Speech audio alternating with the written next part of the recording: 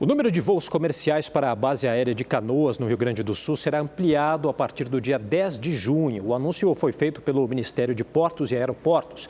O repórter Igor Damasceno está em Porto Alegre e tem mais detalhes ao vivo para a gente. Olá, boa noite, Igor. Oi, Felipe, boa noite a você, também a Gabi, boa noite a todos que nos acompanham. Atualmente, a base aérea de Canoas faz 5 voos comerciais sempre durante o dia. São 5 voos comerciais diários, nunca no período noturno. Só que o ministro Silvio Costa Filho, de Portos e Aeroportos, fez uma reunião com representantes da Agência Nacional de Aviação Civil, a ANAC, e também com representantes da Força Aérea Brasileira. E a partir do dia 10 de junho, a expectativa do Ministério é dobrar o número de voos comerciais diários. São 10 voos por dia, totalizando 70 por semana. O motivo é que há uma alta demanda, uma alta procura por esses voos comerciais na base aérea de Canoas. Tem muito gaúcho que estava em outros estados e pretendem voltar para o Rio Grande do Sul, ou o contrário, turistas vieram para cá antes da enchente e querem voltar para casa e encontram essa dificuldade. Todos os voos do mês de junho, por exemplo, já estão completamente lotados e esse é o motivo da ampliação. A base aérea de Canoas recebe esses voos em caráter emergencial porque o aeroporto Salgado Filho, daqui de Porto Alegre, permanece debaixo d'água, totalmente fechado por tempo indeterminado. E olha, pessoal, desde ontem o tempo continua firme aqui em Porto Alegre, as pessoas tentam voltar à normalidade, os serviços públicos também. Hoje, parte do metrô, dos trens do metrô daqui da região metropolitana voltaram a operar depois de 27 dias sem operação. Esses trens, eles estão funcionando de forma gratuita para a população, então pessoas saem de Canoas, vêm para Porto Alegre, alguns bairros de Porto Alegre já recebem esses trens também, podem ir para outras cidades da região metropolitana. E o Guaíba? O Guaíba, ele apresentou uma estabilidade ontem, fechou em 3,70 metros, hoje elevou para 3,79 metros, só que as autoridades disseram que a tendência é de queda pelos próximos dias. Os números continuam desanimando, 169 pessoas morreram até o momento em função da tragédia climática, 46 pessoas permanecem desaparecidas. Hoje eu estive na cidade de Eldorado do Sul, ao lado do nosso repórter cinematográfico Hilton Rocha. Por lá a cidade ficou 100% debaixo d'água e alguns bairros ainda permanecem alagados. Além disso, além das perdas provocadas pelas enchentes, os moradores ainda lidam com um suposto escândalo de corrupção. Vamos acompanhar na reportagem. Uma cidade inteira devastada pela água. Uma população revoltada com as autoridades. Não veio doação nenhuma, a não ser o Exército 2 vezes que a gente atacou. Defesa Civil, não sei. Elas que se procurem nós, né, pessoal? Porque eu não vi nada. Estamos em Eldorado do Sul, a cerca de 20 quilômetros de Porto Alegre. A cidade, de 40 mil habitantes, ficou totalmente debaixo d'água. Todos os moradores tiveram que sair. A água arrastou tudo o que estava na frente. Os muros, o poste de energia, o asfalto, o portão. Na casa do Glemerson ficaram só a lama e os estragos. Nós levantamos as coisas e fomos para Guaíba, ficamos lá. E aí nós ficamos sabendo do pessoal falando, a água está subindo cada vez mais, não parava mais.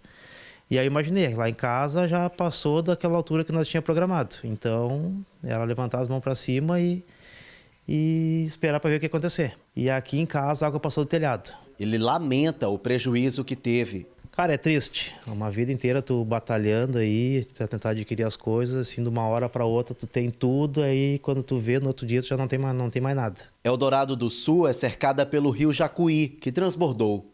O governo do estado avalia retirar os bairros próximos do rio. A orientação é abandonar a casa e recomeçar a vida em outro lugar. Mas tem morador que não pretende fazer isso. O ideal seria que as pessoas não precisassem sair, né? Porque aqui em Eldorado, assim, ó, não tem nada que proteja, não tem um dique. Então a água veio e devastou mesmo, não teve uma barreira. Então, de repente, se criasse um dique, alguma coisa assim, né? Porque é difícil tirar as pessoas daqui, né? Daí não sei para onde o poder público iria levar e nem sei se todo mundo aceita aí, né? Como se não bastassem as perdas provocadas pela inundação, os moradores de Eldorado do Sul ainda são obrigados a lidar com a corrupção. O Ministério Público e a Polícia Civil cumpriram 9 mandados de busca e apreensão contra servidores daqui da Prefeitura. De acordo com as investigações, eles são pré-candidatos à Câmara de Vereadores e estariam entregando doações somente para quem prometesse votar neles. Nós tentamos conversar com o prefeito da cidade, mas ele não quis falar.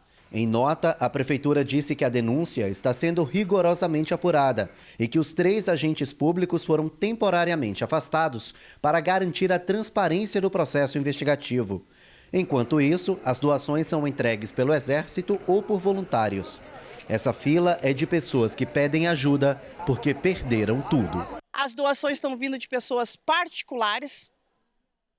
Se não fosse eles, nós estávamos passando fome. O agente da Defesa Civil, que a todo momento é parado por moradores insatisfeitos, disse que tenta ajudar. Tu chega hoje na tua casa para limpar, tu não tem um fogão para cozinhar. Não adianta ter uma cesta básica nesse momento. Vai cozinhar como? Tá difícil conseguir bota. Às vezes até a gente da Defesa Civil também tem esse problema. Quem vai para frente usa um do outro para poder se ajudar, mas para chegar próximo do morador. E apesar de todas as dificuldades, os moradores ainda têm o mesmo objetivo. Vamos tentar reconstruir. Graças a Deus, a minha empresa lá em Guaíba, lá não foi afetado. Tem que levantar para cima que me estou com vida e trabalhando e vamos adquirir tudo de novo.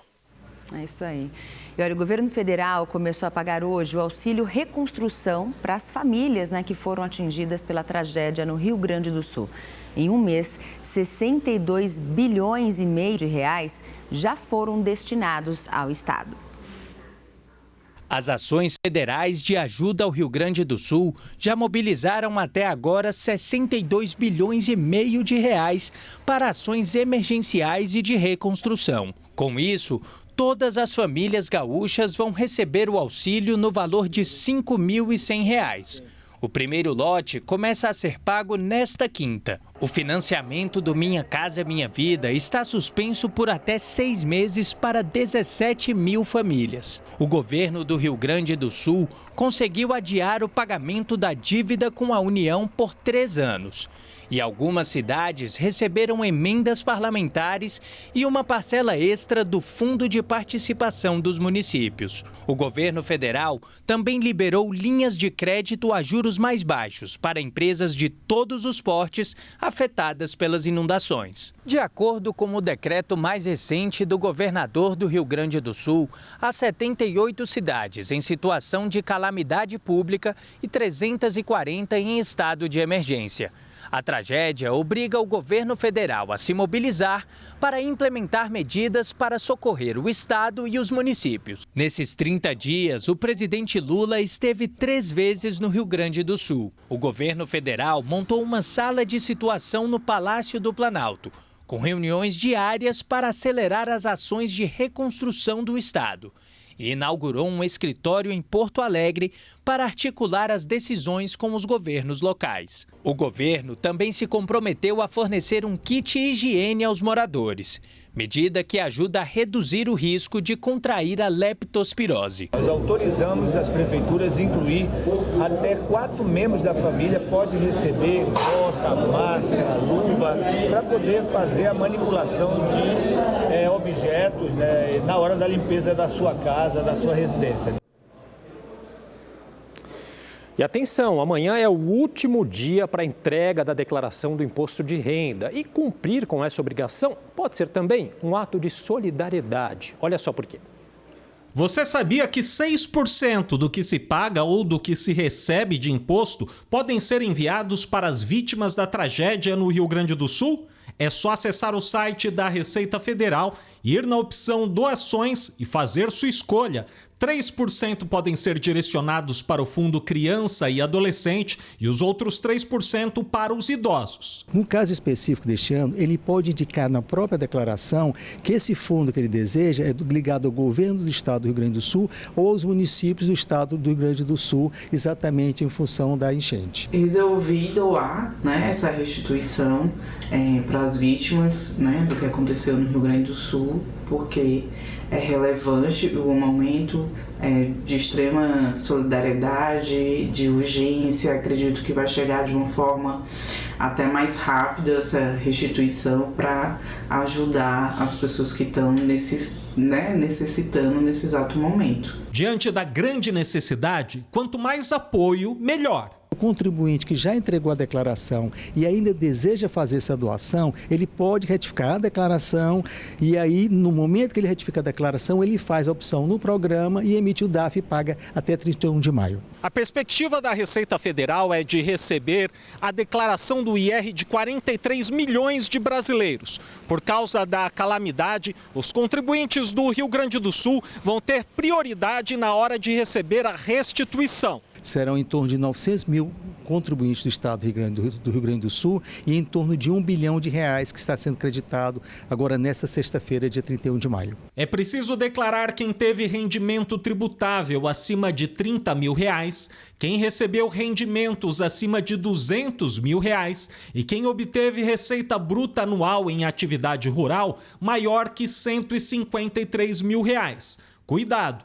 Tem punição para quem não entregar a declaração do IR. O valor mínimo da multa é de R$ 165,74 e o valor máximo pode chegar a 20% do valor do imposto devido.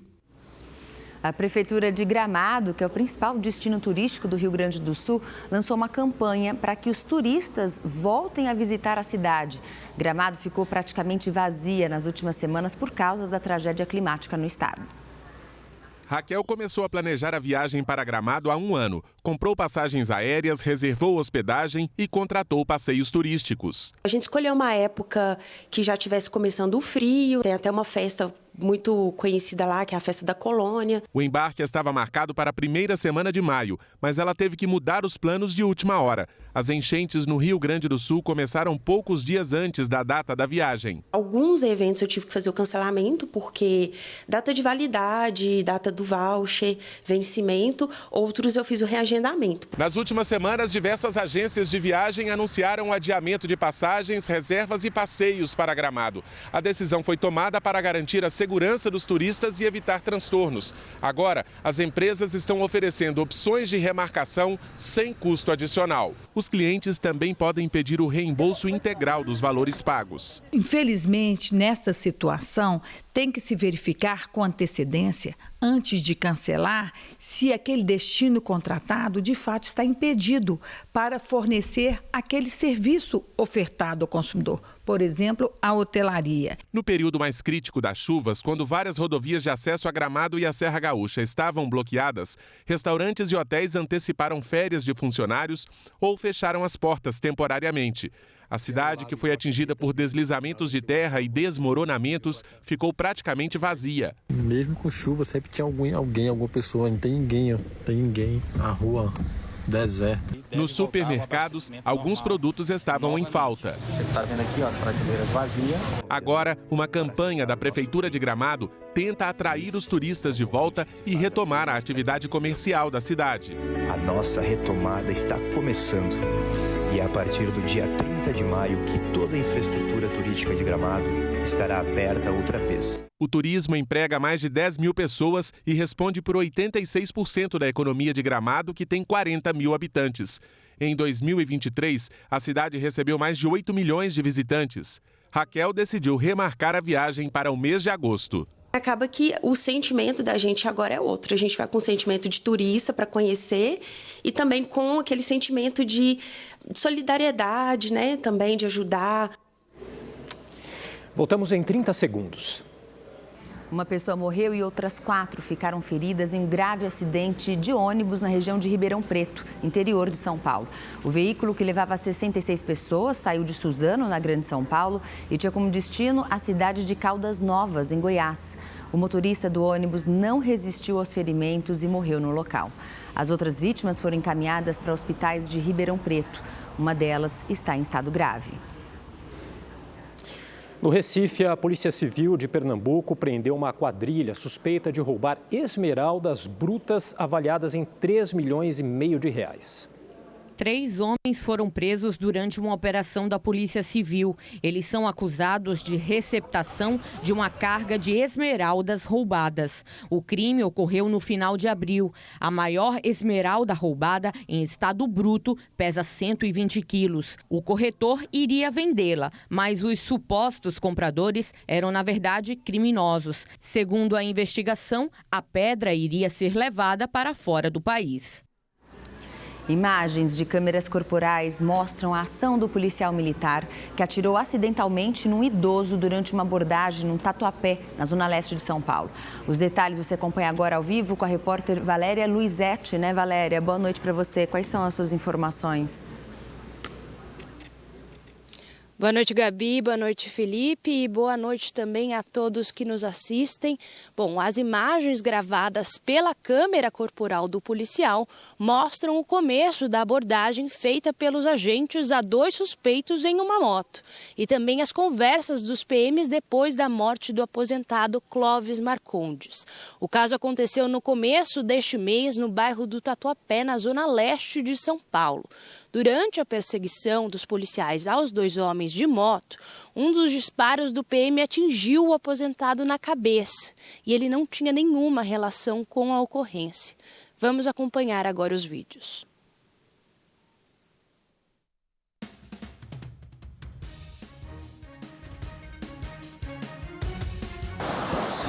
Acontece. Eu tava nessa posição aí. Tava nessa posição. Só uma vaca virou, foi acidental, não foi? Parou, não mexeu em nada,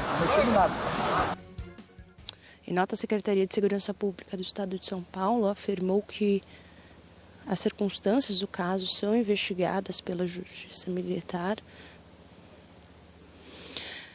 Em nota, a Secretaria de Segurança Pública do Estado de São Paulo afirmou que as circunstâncias do caso estão sendo investigadas pela Justiça Militar e também pelo inquérito instaurado pelo DHPP com acompanhamento do Ministério Público. Eu volto com vocês. Obrigado, Valéria, pelas informações. Em Vitória, no Espírito Santo, a população convive com um problema há anos: a poluição causada pelo chamado pó preto, resultado da operação de indústrias da região. Um levantamento mostra que, no ano passado, a poluição do ar causada pelo pó preto aumentou mais de 1000% em algumas regiões da Grande Vitória. A poluição do ar na Grande Vitória é uma reclamação antiga do engenheiro Erailton Moreschi. De casa, ele consegue ver de onde vem a poluição. Pedimos providências aos ministérios públicos, em especial o federal, para que fizesse uma análise de todo o pó preto até dezembro, qualificação e quantificação e origem das fontes emissoras. Os 5 bairros com maior número de habitantes ficam nessa região norte de Vitória. O mais populoso, Jardim Camburi, com cerca de 50 mil moradores, a comunidade convive bem de perto com a poluição que vem do ar. Paulo é mais um morador da capital capixaba que não aguenta mais tanta poluição. A gente vê da mesma maneira de 10 anos atrás. Assim, não tem melhora. A gente vê, conforme vem o vento, as nossas varandas totalmente sujas. O ambientalista torce para que o nível de poluição do ar na Grande Vitória diminua e, assim, melhorar a qualidade de vida. Eu tenho rinite alérgica e eu pingo soro diariamente, assim, quase que meio frasco por dia, toda hora pingando realmente. E para evitar remédios. O ar poluído tem sido motivo de inúmeros debates na Câmara Municipal de Vereadores de Vitória. Provocou até a instalação de uma CPI a pedido do vereador André Moreira. Primeiro, refazer as fontes, da identificação das fontes de poluição da cidade, para a gente confirmar essa sensação que a gente tem e confirmar os dados que vêm sendo feitos pelo IEMA. O outro é propor as medidas necessárias à solução, como no nosso sentido seria a possibilidade dessas empresas criaram o Domus. O Domus é uma medida que nas empresas no exterior, o pátio é totalmente fechado. Do alto, a nossa equipe mostra uma das empresas que, segundo o vereador, tem provocado a poluição na Grande Vitória. André Moreira diz que, na verdade, são duas as empresas responsáveis pela poluição. Vale e ArcelorMittal. Não são as únicas fontes de poluição da cidade. A presença do pó preto, que tem na mistura minério de ferro e carvão, cresceu em Vitória. O que a gente quer, na verdade, é criar uma legislação que seja adequada à preservação da qualidade do ar de Vitória. A qualidade do ar na capital capixaba não é debatido apenas aqui na Câmara Municipal de Vitória. E o tema veio parar também aqui, na Assembleia Legislativa. Um projeto de lei começou a tramitar na Assembleia Legislativa do Espírito Santo com a meta de reduzir os limites de emissão do pó preto pelas empresas que atuam na produção de produtos à base de minério de ferro. O projeto de lei, de autoria do deputado Fabrício Gandini, estabelece política, normas e diretrizes de proteção da qualidade do ar no estado. Gandini é o presidente da Comissão de Meio Ambiente da Assembleia Legislativa. Nós apresentamos um projeto de lei que está tramitando na Assembleia, que será a primeira lei de qualidade do ar do Estado do Espírito Santo. Ele define padrões de diversos gases, né? Mas também trata do pó preto. Hoje a gente é regido por um decreto de 2013 do governo do Estado. Então já tem mais de 10 anos, né? Completando agora 11 anos. E a gente quer atualizar esses números, mas agora por lei. A capixaba Yara Costa mora no interior de São Paulo e já realizou uma ampla pesquisa sobre o pó preto na Grande Vitória. Nós observamos que essa contaminação ela chega a ser ainda mais pronunciada nos ecossistemas aquáticos. Então, quando esse material particulado atmosférico ele se deposita sobre a água, ele contamina todo o ecossistema aquático, né? Não é só aquele que respira, mas todo o ecossistema aquático. Então, os peixes, crustáceos, tudo que é utilizado na alimentação que vem da água, também vem contaminado com esse material particulado atmosférico. A siderurgia é uma das atividades industriais com maior dano ao corpo humano, ao pulmão.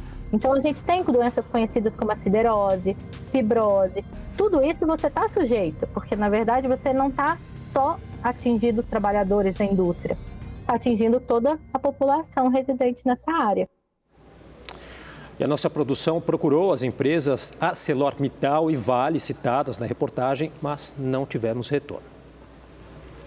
A 32ª edição da Marcha para Jesus reuniu milhares de fiéis em São Paulo. O dia da Marcha para Jesus começou com músicas para o público infantil. Tudo muito colorido, com direito até a palhaços para animar a criançada que participava da festa.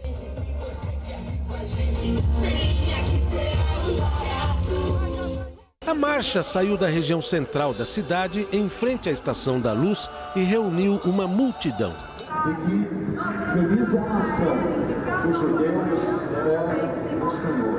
Pelo menos 10 carros de som foram distribuídos ao longo do caminho para que as mensagens de fé pudessem ser ouvidas pelos fiéis. São evangélicos de todo o Brasil.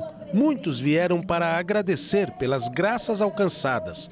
Alexandre fala que o nascimento da filha foi um milagre. Porque nós tínhamos sempre dificuldade para ter criança e até a Ana Júlia, ela é uma oração da própria Bispa Sônia, do apóstolo, e é um milagre na nossa vida.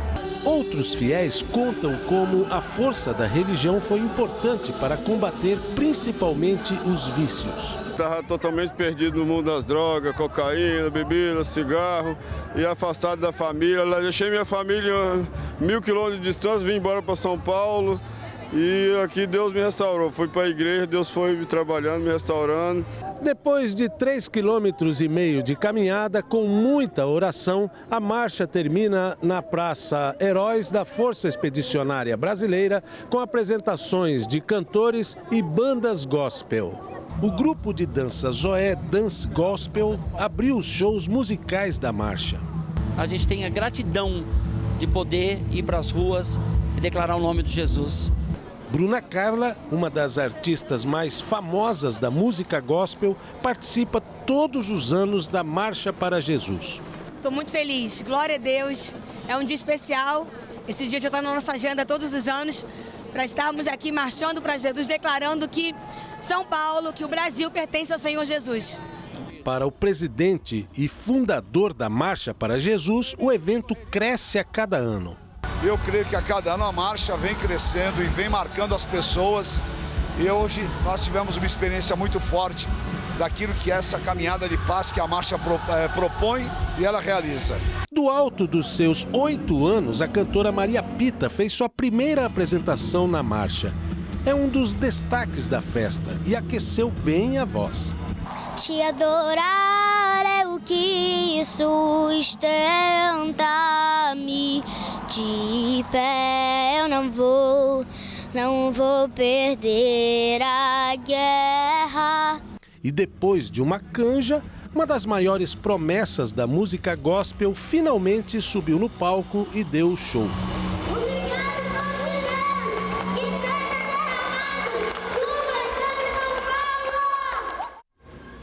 O ministro-chefe da Advocacia Geral da União, Jorge Messias, representou Lula na Marcha para Jesus. O presidente escreveu uma carta ao apóstolo Estevão Hernandes, agradecendo o convite. Ele disse se alegrar por ser cristão e ver a dimensão que a marcha tomou. E falou do orgulho de ter sancionado a lei que criou o Dia Nacional da Marcha para Jesus. O presidente enalteceu o evento por ser uma demonstração inequívoca da comunhão prática que Jesus ensinou.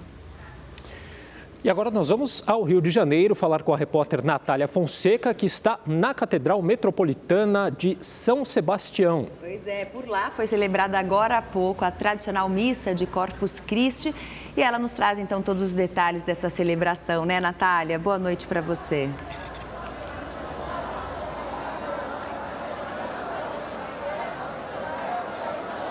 Boa noite, Gabriela, Felipe, boa noite a todos. O dia foi de celebração aqui no Rio. A tradição de Corpus Christi se mantém viva e se renova a cada ano. O arcebispo cardeal Dorani Tempesta acabou de celebrar a última missa do dia aqui na Catedral Metropolitana de São Sebastião, que fica no centro da cidade. Mais cedo, milhares de fiéis acompanharam a procissão que terminou aqui em frente à catedral. E desde a madrugada, os devotos começaram a confecção dos tradicionais tapetes de sal. Vamos conferir na reportagem. As ruas de São Gonçalo, na região metropolitana do Rio, amanheceram cobertas pelo colorido de serragem e sal. Desde as 10 para 6 da manhã, aí já começando a fazer os desenhos, montagem dos tapetes, preparação do sal, os detalhes todos aí para na hora da missa, na hora da consagração, junto com a procissão de Corpus Christi, a Sagrada Eucaristia possa estar abençoando toda a nossa cidade. Cerca de 6.000 fiéis de várias paróquias começaram a trabalhar cedo para confeccionar o tapete, considerado o maior da América Latina. Patrimônio público, cultural e religioso do município, que enche os moradores de orgulho. E referência no turismo religioso de São Gonçalo, né? Que orgulha muito todos nós gonçalenses. E o tapete de sal é a expectativa, né? O ano inteiro. Isso é o maior orgulho de São Gonçalo, um grande orgulho para o nosso estado. Os tapetes para os católicos simbolizam a chegada de Jesus a Jerusalém. Eles também marcam o caminho da procissão, que aqui no centro do Rio percorre as ruas por cerca de 2 horas. Significa estar perto de Jesus. A nossa fé é muito importante, que nós celebramos o festejo, fazer uma festividade para o corpo e sangue de Cristo. Então, esse momento, o tapete, como os padres dizem, quando nós construímos o tapete, a gente bota ali toda a nossa esperança, nossas dores. Movidos pela fé, milhares de devotos acompanharam o cortejo. Há quase 40 anos, Dona Nancy e o marido Juarez participam da celebração. Sem o Jesus Eucarístico, nós não somos nada. Povo de Deus, a fé remove montanha. E essa fé está dentro do nosso coração quando acreditamos na misericórdia de Jesus. A caminhada terminou em frente à Catedral Metropolitana de São Sebastião, onde o arcebispo cardeal Dorani Tempesta presidiu a missa solene. Este ano a celebração contou com uma novidade.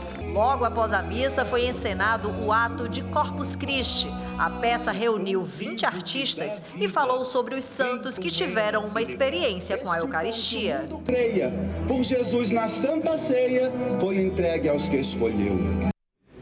E os tradicionais tapetes coloridos enfeitaram outros estados durante as comemorações de Corpus Christi. Capricho, cuidado e dedicação. A Avenida Afonso Pena, no coração de Belo Horizonte, foi tomada por mais de 100 voluntários que acordaram cedo para começar a confecção. Há 10 anos, esse grupo de católicos resgatou para a capital mineira a tradição das cidades do interior de confeccionar os tapetes feitos um a um com serragens de madeira, pó de café e o que a criatividade permitir. Pessoas de todas as idades e famílias inteiras participaram da montagem. São verdadeiras obras de arte que formaram um caminho entre a matriz de Boa Viagem e a Igreja São José. Jesus se deu para nós. Então, nós estamos aqui de manhã para poder comemorar um pouquinho e servir para ele um pouco, muito especial. E é bacana ver a colaboração de todo mundo, o resultado que vai dando, muito bacana. E a fé, nossa fé que nos engrandece, que nos faz querer estar aqui nesse momento. Muita gente deixa de viajar, deixa de sair para vir cá e mostrar para Jesus que nós amamos ele. Em Santana de Parnaíba, na região metropolitana de São Paulo, milhares de fiéis se reuniram para acompanhar a tradicional missa de Corpus Christi. Então nós somos convidados neste dia tão bonito de fé e devoção a viver, a participar da Eucaristia e viver essa unidade, essa fraternidade, esse amor que brota da Eucaristia junto com todos os irmãos. E é claro, os tapetes não poderiam ficar de fora. Neste ano, a confecção de 850 metros representava 60 obras com cenas e símbolos religiosos. Teve gente que veio dos Estados Unidos para ajudar no preparo e participar do evento. Eu adoro, é uma tradição de família do município e a gente sempre vinha pequena só para visitar e agora é a minha segunda vez que eu vim para desenhar. Eu vinha para fazer. Na capital do país, cerca de 50 mil fiéis estiveram na esplanada dos ministérios, perto da catedral, para montar o tapete no gramado central. O trabalho começou logo cedo, às 6 horas da manhã. Foram 125 metros montados por grupos de jovens ligados à arquidiocese. Eles usaram serragem, sal colorido, areia e flores para desenhar cálices, cruzes e vários outros elementos que remetem ao corpo de Cristo. Nós voltamos em 30 segundos.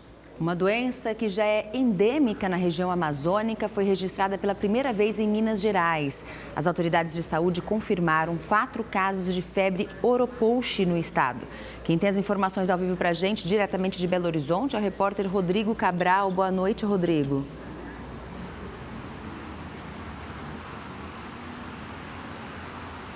Boa noite, Gabriela, Felipe, a todos que acompanham o Rede TV News.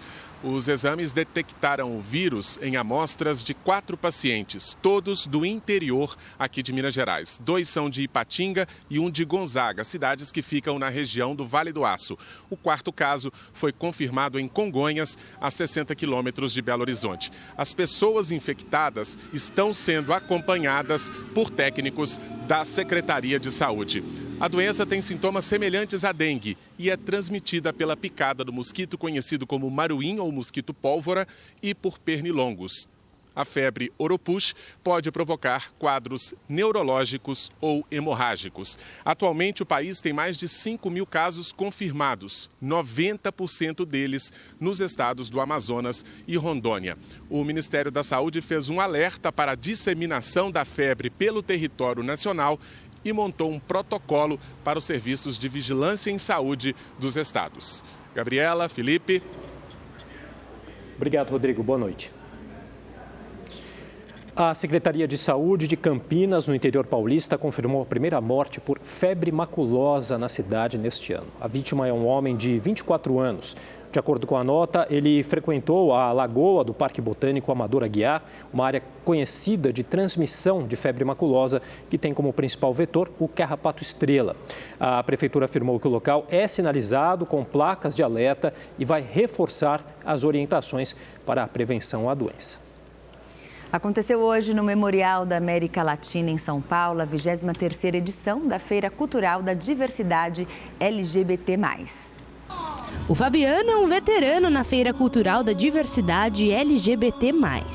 Ele faz questão de participar todos os anos. Muitas vezes acompanhei, na verdade, a mudança até de território, né? A feirinha começa lá no centro da cidade, que é o reduto LGBT da cidade de São Paulo, lá na República, no Aroche, na Vieira de Carvalho. E aí ela muda para cá, eu acho, na minha humilde opinião, tem muitas vantagens. Já a Mariana veio diretamente de Salvador para aproveitar a feira pela primeira vez. Vim para São Paulo justamente para isso, para a parada gay, e estou aproveitando para participar da feira. Eu não sabia que acontecia e estou aqui agora, amando.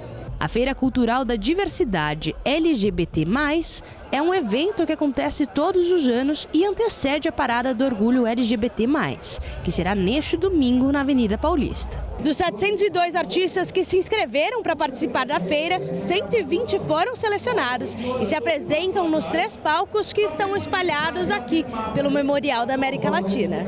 Além das apresentações artísticas, a feira terá 200 tendas com oportunidades de trabalho em vários setores, entre eles o de call center, com 500 vagas de emprego. O ministro dos Direitos Humanos, Silvio de Almeida, visitou o evento. Ele assinou 2 acordos com políticas voltadas para a comunidade LGBT. O objetivo é gerar mais empregos de qualidade e desenvolver a formação profissional.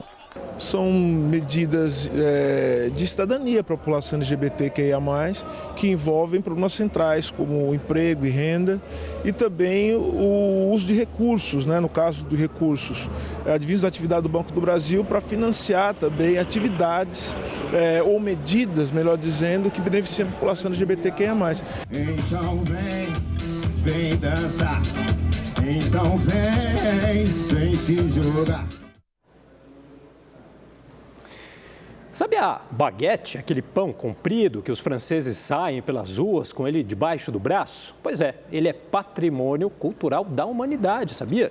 E também é a estrela de uma feira que acontece sempre no mês de maio para deleite dos turistas e moradores de Paris.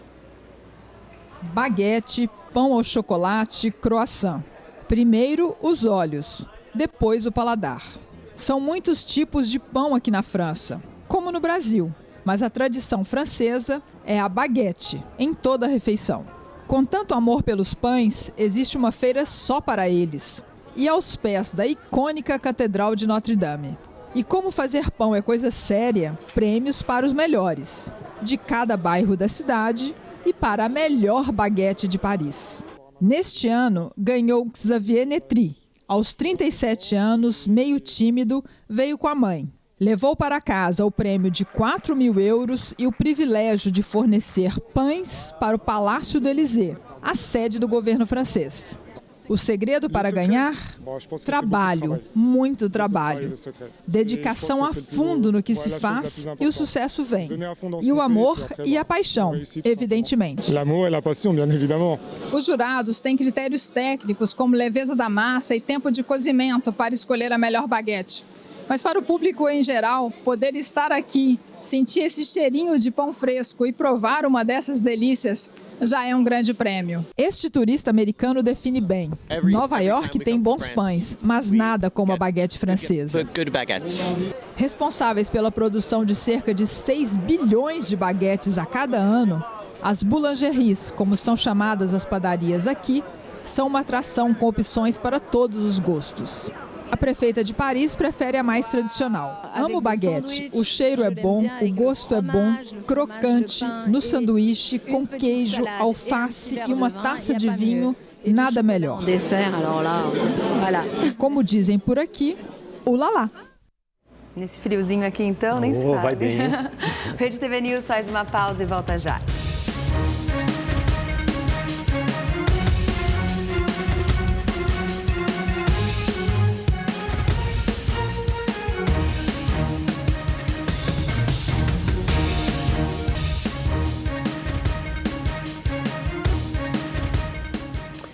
E voltamos a falar sobre o Rio Grande do Sul. Depois de 27 dias de paralisação, a empresa de trens urbanos de Porto Alegre retomou a operação do metrô.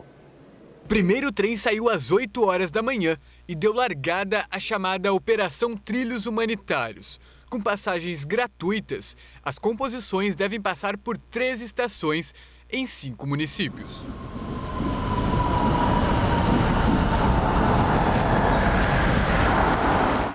Odair mora em Porto Alegre, mas trabalha na região metropolitana.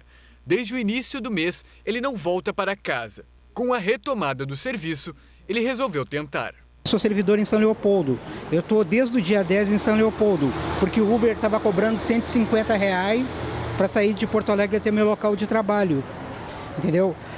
No aplicativo estava 80, mas eles estavam cobrando 150. Aí eu tive que dormir numa escola esses dias todos, mesmo sendo servidor público, numa escola em São Leopoldo.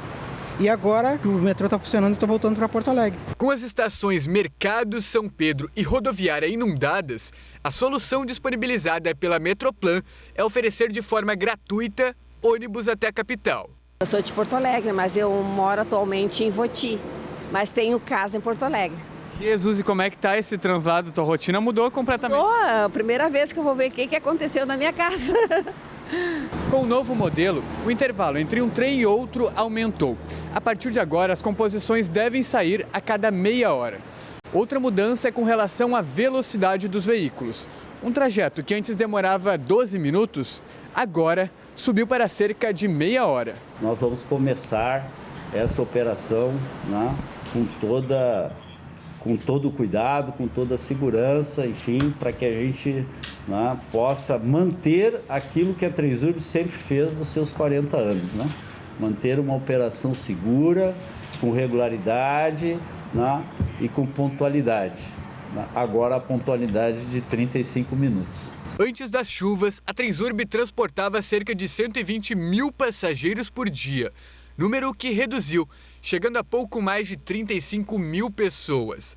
Na primeira viagem do dia, ministros do governo federal acompanharam a retomada do serviço. É um momento muito importante para nós, é mais um passo para restabelecer a normalidade dos serviços essenciais no estado do Rio Grande do Sul. Os abrigos do Rio Grande do Sul têm sofrido com a falta de voluntários. Em meio a tanta destruição, as pessoas estão cansadas e muitas delas já retomaram as rotinas. Com mais de 500 pessoas acolhidas por aqui, o abrigo da Escola de Educação Física, Fisioterapia e Dança da URGS é o segundo maior de Porto Alegre. Os desabrigados vieram principalmente dos bairros Humaitá e Sarandi, na zona norte da capital, região que segue alagada há mais de 25 dias. E para dar conta de tanta gente é preciso de muita colaboração. Mas com a volta ao trabalho e a tentativa de retomar uma rotina, muitos voluntários não estão conseguindo mais doar seu tempo para ajudar. A disponibilidade delas diminuiu bastante, então a gente também está sempre tentando reciclar as pessoas no grupo, trazer gente nova.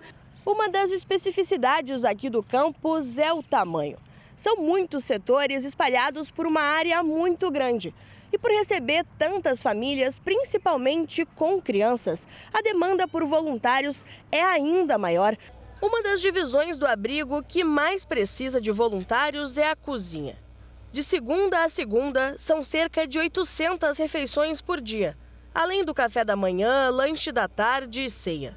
Quem trabalha entre as panelas é testemunha do sentimento de alimentar ao mesmo tempo corpo e alma. É a minha habilidade, é a minha profissão, né? Então, sendo importante para poder acalentar também o coração dessas pessoas que estão desabrigadas nesse momento.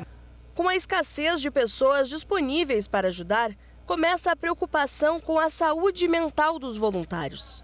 Muitos dobram turnos e acabam deixando de olhar para si mesmo durante a missão de cuidar do próximo.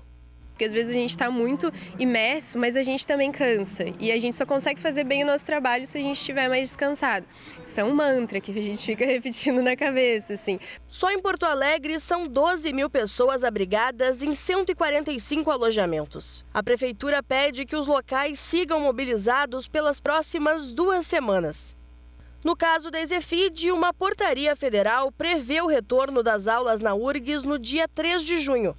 Mas a volta terá que ser remota até a estrutura do abrigo ser desmontada. Processo de negociação, né, para que a gente consiga aos poucos ir diminuindo as atividades, né, e a prefeitura e a ADRA assumirem mais essa questão. E hoje no programa É Notícia, o jornalista Kennedy Alencar entrevista a Raquel Lira, governadora de Pernambuco. Para ela, é importante a criação de uma autoridade climática para evitar catástrofes como a do Rio Grande do Sul. Eu tenho simpatia, sim, pela ideia. Penso que a gente tem que ter uma coordenação federal para isto.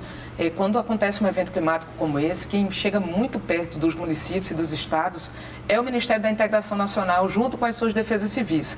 A gente tem que fazer relatório de danos, de impacto, para conseguir recurso. Mas isso é muito pouco. Por quê? Porque a gente precisa trabalhar grandes planos de macrodrenagem, microdrenagem. O investimento ele precisa ser capitaneado a partir diante de uma estratégia maior de garantir mais investimento em resiliência das cidades. Mas uma autoridade climática, eu não tenho dúvida nenhuma de que nos ajudaria a conseguir ter estratégias mais claras para enfrentamento a eventos como esse, que de fato cada vez serão mais frequentes na nossa vida. Seja, por um lado, pela desertificação, seja por falta de água, e seja, por outro, por esses eventos extremos que, infelizmente, acometeram Pernambuco em 22 e acometeram o Rio Grande do Sul agora. A governadora de Pernambuco falou também sobre o posicionamento do PSDB em relação ao governo do presidente Lula. Pernambuco passou muito tempo sem um diálogo com o governo federal. Passaram 3 presidentes e Pernambuco não conseguiu trazer para cá investimentos para a gente poder alavancar a nossa economia, melhorar a condição de vida das pessoas pernambucanas. Então, o nosso compromisso primeiro é de retomada do diálogo federativo e da construção coletiva. E a gente vem fazendo isso. Sou grata ao governo do presidente Lula, aos seus ministros, que são muito atenciosos com os projetos que a gente encaminha. É claro que a gente tem um time preparado para garantir que os projetos estejam prontos, para poder arrecadar, buscar recursos, mas a gente tem feito um regime de colaboração, do mesmo jeito que eu estou fazendo com os municípios. Eu discordo da posição de oposição do PSDB, eu já tenho isso muito claro colocado na executiva do partido, para o presidente do partido. Penso que nesse momento que o Brasil precisa de união, a gente devia trabalhar como independente e ajudar naquilo que é necessário e criticar aquilo que precisa criticar. Mas não como uma oposição sistemática, não é? Eu defendo sempre isso. E creio que o PSDB vai continuar ajudando e vou continuar por dentro do partido lutando para que essa independência possa se fazer verdade. E Raquel Lira disse também que é muito importante a retomada da refinaria Abreu e Lima em Pernambuco. A volta da refinaria aqui para Pernambuco é muito importante, inclusive assim, para a região como um todo. O primeiro trem dessa refinaria empregou muita mão de obra, depois a gente teve um declínio absurdo. Queda da economia, Pernambuco foi perdendo espaço também, ao tempo que no Brasil tivemos crises e no mundo. A gente garantir investimentos que permitam a gente voltar a crescer é muito importante, para garantir empregabilidade, mais dinheiro circulando. No caso da Petrobras, o segundo trem da refinaria, ele garante um investimento em Pernambuco da ordem de 6 a 8 bilhões de reais. Serão empregadas na mão de obra cerca de 20 mil pessoas. O programa É Notícia com o Kennedy Alencar vai ao ar hoje às 11h45 da noite. E o Rede TV News fica por aqui. Obrigada pela sua companhia. Uma ótima noite. Uma ótima noite para você.